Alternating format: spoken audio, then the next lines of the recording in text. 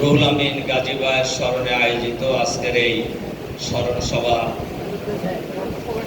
জনাব সভাপতি, ঢাকা সাংবাদিক ইউনিয়নের সংগ্রামী সভাপতি জনাব শহীদুল ইসলাম, জাতীয় নেতৃবৃন্দ, সাংবাদিক নেতৃবৃন্দ, সম্মানিত সংগ্রামী প্রিয় সাংবাদিক ভাই ও বোনেরা, আসসালামু আলাইকুম ওয়া রাহমাতুল্লাহি ওয়া বারাকাতুহু।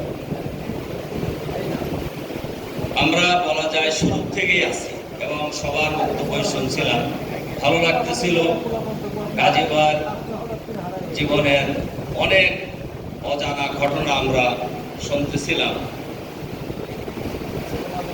আমি শুরুতেই আল্লাহ তাআলার কাছে দোয়া করছি, আল্লাহ তাআলা যেন আমাদের সকলের প্রিয় ভাই রুহুল আমিন গাজীর সকল অপরাধ আল্লাহ যেন মাফ করে দেন।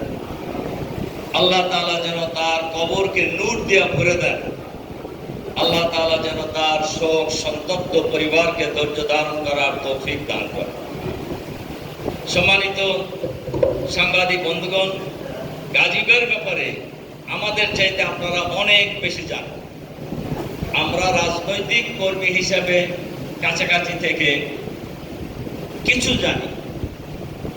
গাজী ভাইয়ের সাথে আমার প্রথম দেখা হয়েছে, আমরা যারা গ্রাম থেকে রাজশাহী বিশ্ববিদ্যালয়ে পড়তে গিয়েছিলাম।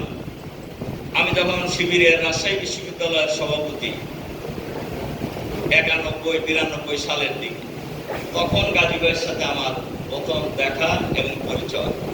এরপরে